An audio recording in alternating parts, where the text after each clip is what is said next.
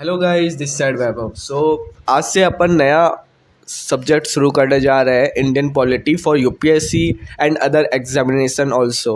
तो मैं ये वीडियो सोचा है कि मैं इसको हिंदी में बनाऊं, क्योंकि हिंदी ऐसा है कि ऊपर वालों को तो समझ आ जाएगा, और जो साउथ इंडियंस है, मतलब जो नीचे रहते साउथ इंडिया में रहते हैं, जैसे तमिलनाडु, केरला वगैरह, अगर वहाँ के कोई देख रहे हैं तो देन इंग्लिश में तो लिखा हुआ है ही जाए। तो मेरे को ऐसा लगता है कि अगर अपन को पॉलिटी पढ़ना है ना, तो लक्ष्मीकांत जो कहते हैं बहुत अच्छी बुक है, राइट, पढ़ना ही चाहिए। पर मेरा मानना है कि कॉन्स्टिट्यूशन पढ़ने का सबसे बढ़िया तरीका है खुद कॉन्स्टिट्यूशन, क्योंकि इस बार 2024 का जो प्री हुआ था और 2023 का जो प्री हुआ था, उसमें यूपीएससी ज़्यादा ये नहीं पूछ रहा है कि क्या होना चाहिए क्या नहीं होना चाहिए, वो सीधा आर्टिकल पूछा है। जैसे 2024 में आर्टिकल 21 पूछा था, रिट के बारे में पूछा था, और 109 आर्टिकल क्या होता है वो पूछा। मतलब अगर आप कॉन्स्टिट्यूशन आपने ऊपर से देखा हुआ है ना, पढ़ा हुआ है ना, तो आप उसका आंसर कर सकते हो। मतलब अगर आपने सिर्फ देखा हुआ है ना, तो आपके 10 नंबर आ रहे हैं। कैसे, यकीन नहीं हो रहा ना, चलो मैं आपको बताता हूँ। तो कॉन्स्टिट्यूशन में अलग अलग पार्ट्स होते हैं। सबसे पहले प्रियम्बल होता है। प्रियम्बल क्या है? कॉन्स्टिट्यूशन का पार्ट है। किसके अंदर ये केस हुआ था? ये केस अपने आया था केशवानंद भारती, ठीक है। अब उसके ये अपना अपन ये बाद में आएंगे, पहले अपन पार्ट से पढ़ते हैं। ये अपना कॉन्स्टिट्यूशन ऐसा दिखता है। मैं इसकी कॉपी यूट्यूब टेलीग्राम चैनल में भी अपलोड कर लूँगा।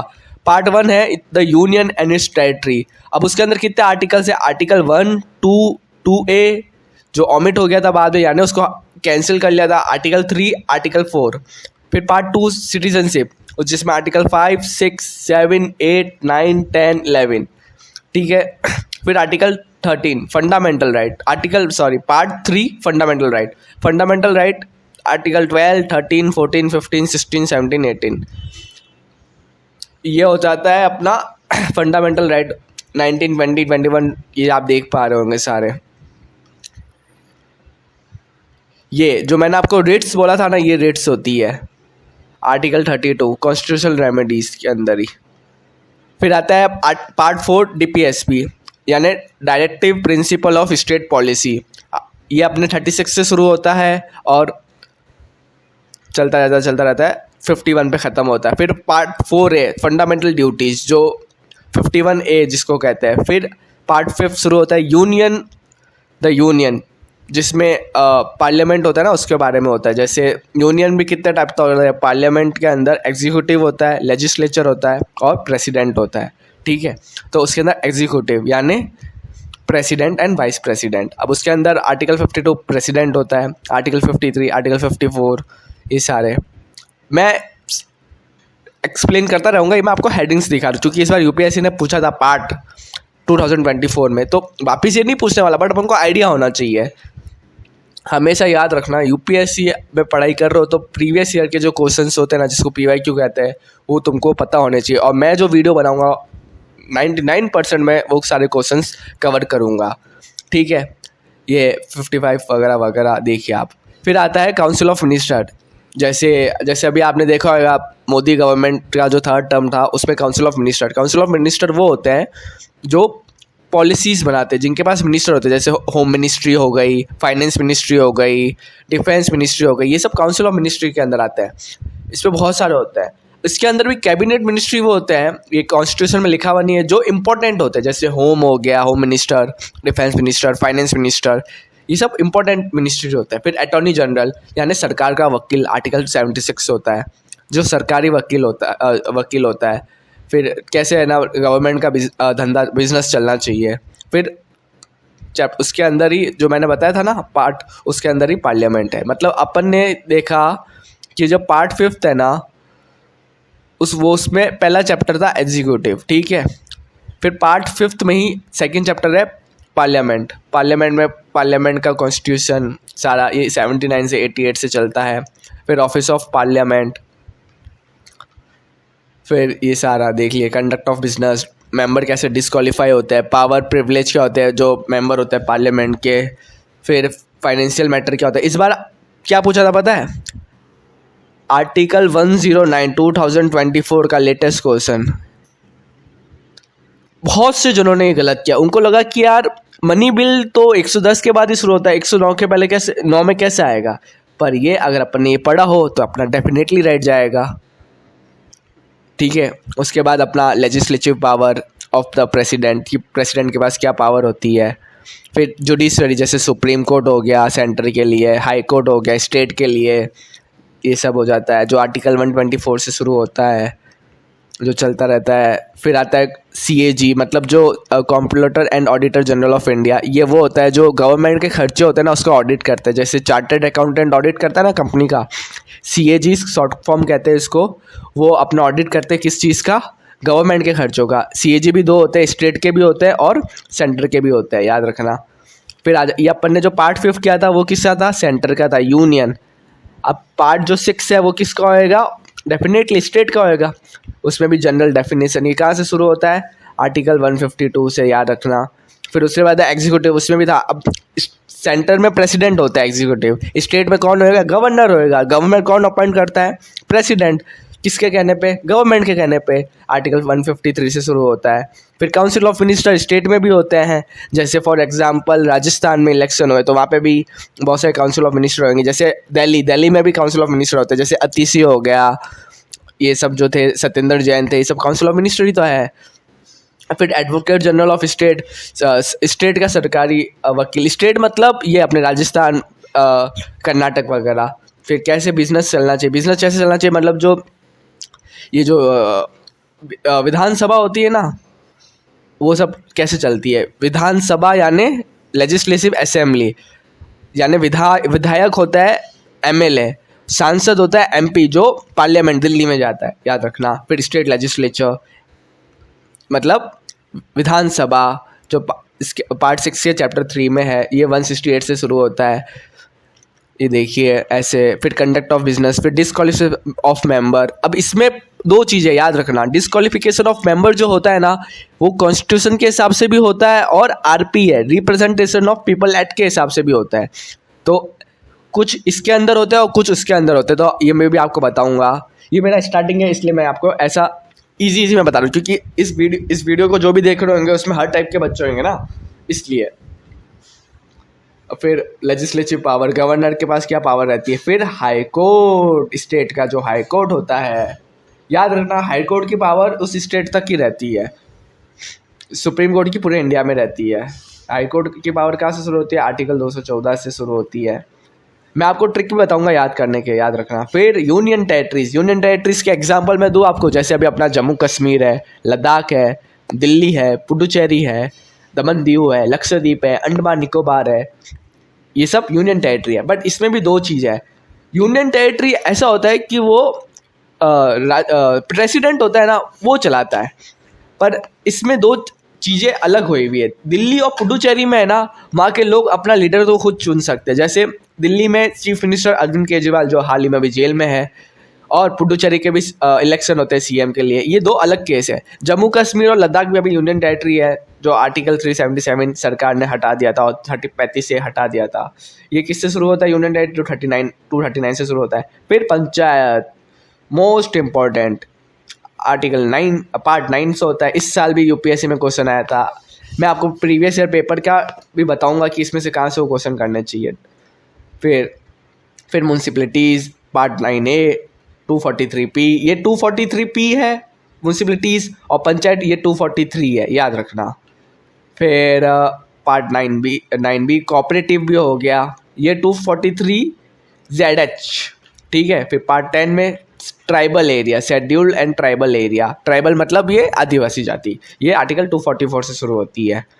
अब part 11 relation between union and centre, मतलब यूनियन हो गया केंद्र सरकार और स्टेट हो गया राज्य सरकार, उनमें क्या क्या रिलेशन कैसे होता है, मेल मिलाप कैसे चलता है, वो आर्टिकल 245 से शुरू होता है। उसके बाद एडमिनिस्ट्रेटिव रिलेशनशिप हो गया, जो चैप्टर 2 में ही है।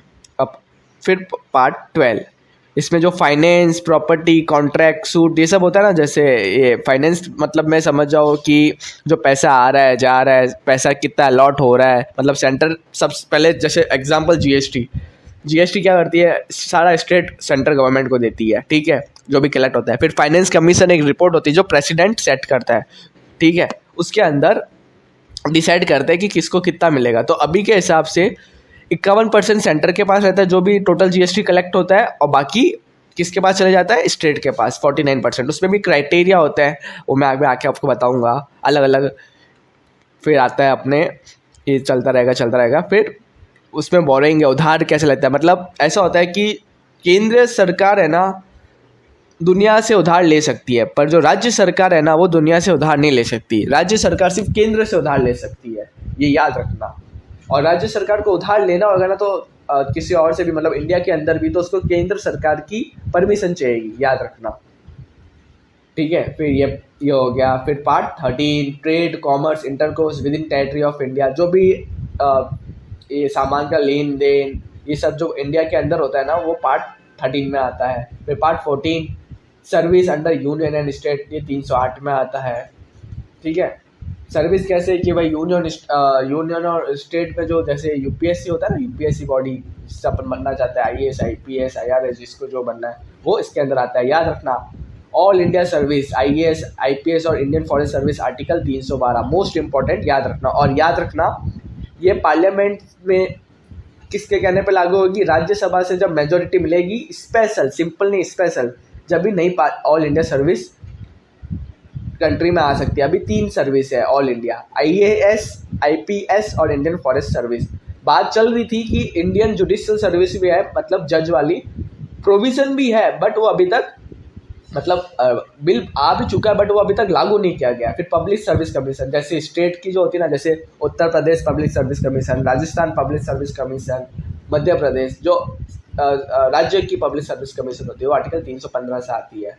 फिर ट्रिब्यूनल होती है। ट्रिब्यूनल वो होती है जो अलग अलग टाइप की होती है, जो मतलब जैसे लोकपाल हो गया, लोकायुक्त हो गया, ये सब ट्रिब्यूनल होती है। ये अब आप बोलोगे ये क्या होती है, अंदर है पर मैं इतनी बड़ी, अब इसमें मैं आपको बताता हूँ इसमें क्या होता है। जैसे कि लोकपाल में क्या होता है, ये हाई कोर्ट और सुप्रीम कोर्ट नहीं होता है, ये छोटे कोर्ट होता है जो वहाँ पे फटाफट सारे केस फाइल किए जाते हैं, जिसको फास्ट ट्रैक कोर्ट भी कहते हैं, जिसमें आप सरकारी कर्मचारी होते हैं उनके ऊपर भी आप एक्शन ले सकते हैं, ये होता है ट्रिब्यूनल में। फिर इलेक्शन मोस्ट इंपॉर्टेंट पार्ट 15 में आता है, आर्टिकल 324 से शुरू होता है, ठीक है। फिर part 16 special power related to certain classes, जैसे शेड्यूल ट्राइब हो गया, शेड्यूल कास्ट हो गया, एंग्लो इंडियन हो गया, इन सबको स्पेशल पावर देना, रिजर्वेशन देना, ये सब पार्ट 16 पे आता है, आर्टिकल 330 से शुरू होता है, ठीक है। फिर पार्ट 17 ऑफिशियल लैंग्वेज, इंडिया की कितनी ऑफिशियल लैंग्वेज है, 2, इंग्लिश और हिंदी इंडिया की नेशनल लैंग्वेज नहीं है, याद रखना। कौन से आर्टिकल के अंदर, आर्टिकल 343 के अंदर official language of India, India की 2 ऑफिशियल लैंग्वेज है, याद रखना। फिर उसके अंदर चैप्टर 2 में रीजनल लैंग्वेज, जैसे तमिलनाडु में तमिल चलता है, आंध्र प्रदेश में तेलुगु चलता है, केरला में मलयालम चलता है, महाराष्ट्र में मराठी चलता है, वो सब रीजनल लैंग्वेज होता है। लैंग्वेज सुप्रीम कोर्ट और हाई कोर्ट, सुप्रीम कोर्ट की लैंग्वेज ऐसे तो इंग्लिश होती है, हिंदी भी कर सकते हैं पर अभी इंग्लिश ही चलती है। और जो हाई कोर्ट होता है ना, जो स्टेट, वो अपने हिसाब से अपनी लैंग्वेज सेट कर सकते हैं, किसके कहने पर, प्रेसिडेंट के आदेश पर, उनको रिक्वेस्ट करनी होती है, फिर हो जाता है।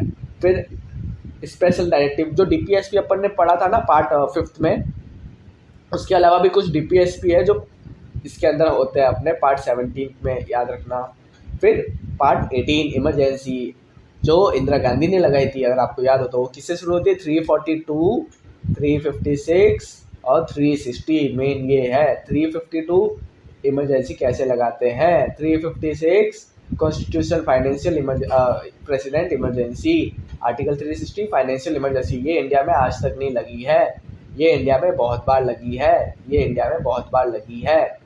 फिर आर्टिकल 19 मिसलेनियस, इसके अंदर बहुत अलग अलग पावर होती है, प्रेसिडेंट, गवर्नर, ये पार्लियामेंट को कैसे बचाना है, डिस्क्वालिफिकेशन, अमेंडमेंट, बहुत ज़्यादा है इसमें, ठीक है।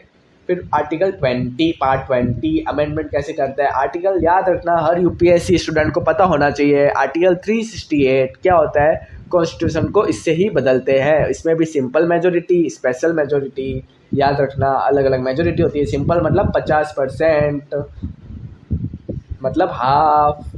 अब आप बोलोगे कैसे, जैसे कितनी सीटें होती है, 543 सीटें होती है पार्लियामेंट में, अभी इलेक्शन हुए थे, आपको पता होगा। उसका अगर हाफ करेंगे तो कितना होएगा, 2 से काटें तो 2, 7 और 2 + 1, यानी इससे आप बहुत सी संविधान को बदल सकते हो। और आर्टिकल 368 भी होते हैं जिसमें 2/3 मेजोरिटी चाहिए होती है, यानी 2/3। फिर आर्टिकल 20 पार्ट 21 जो temporary transaction and special provision होता है, जो आर्टिकल 369 से शुरू होते हैं, जो टेम्परेरी प्रोविजन होते हैं, जैसे कभी कभार लगते रहते हैं, नागालैंड, आसाम, मणिपुर अलग अलग पे लगते रहते हैं। फिर आता है अपने ये आते हैं डिलीट होता है ऐसा। फिर आर्टिकल 22 शॉर्ट टाइटल कमेंसमेंट, जैसे हिंदी में कॉन्स्टिट्यूशन है, हिंदी लैंग्वेज में लिखा हुआ है वो सब। फिर आता है शेड्यूल, इसकी ट्रिक होती है, मैं आपको बताता हूँ, आपको याद रखना है TEARS